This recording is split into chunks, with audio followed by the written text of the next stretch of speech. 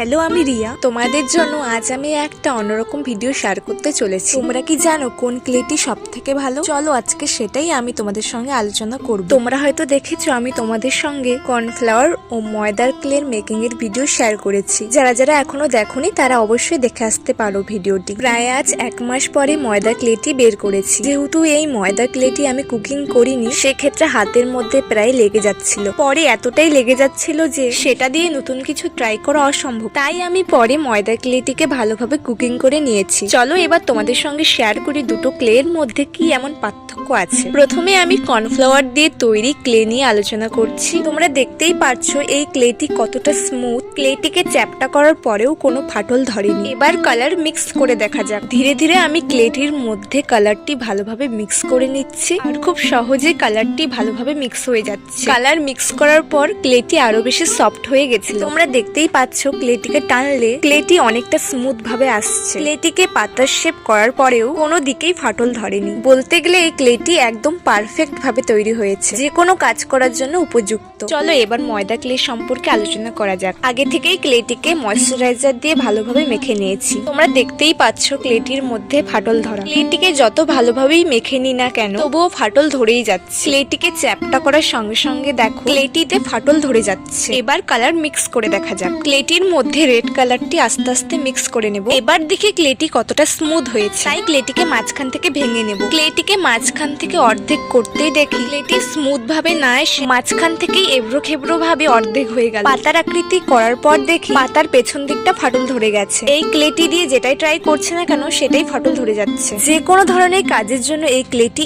একদমই উপযুক্ত নয়। দুটো ক্লেকে পাশাপাশি রেখে পার্থক্য যাচাই করা যাক। কর্নফ্লাওয়ার ক্লেটির মধ্যে কোনো ফাটল ধরা নেই, কিন্তু ময়দা ক্লের মধ্যে ফাটল ধরা আছে। কর্নফ্লাওয়ার ক্লেটি বেশ নরম, কিন্তু ময়দা ক্লেটি একটু কম নরম। জানি না তোমরা ভিডিওতে কতটা বুঝতে পারছো, তবে অবশ্যই তোমাদের মতামত জানাবে। কর্নফ্লাওয়ার ক্লের মধ্যে কালার ভালোভাবে মিক্স হয়ে যায়, আর ময়দা ক্লের মধ্যে কালার মিক্স হয়ে গেলেও একটু হালকা এবড়ো খেবড়োর ভাবটা থেকেই যায়। কর্নফ্লাওয়ার ক্লের ফিনিশিং খুবই ভালো, কিন্তু ময়দা ক্লের ফিনিশিং খুব একটা ভালো নয়। কর্নফ্লাওয়ার দিয়ে বানানো ক্লে 2 দিনের মধ্যেই শক্ত হয়ে যায় এবং ময়দা ক্লের একটু বেশি সময় লাগে।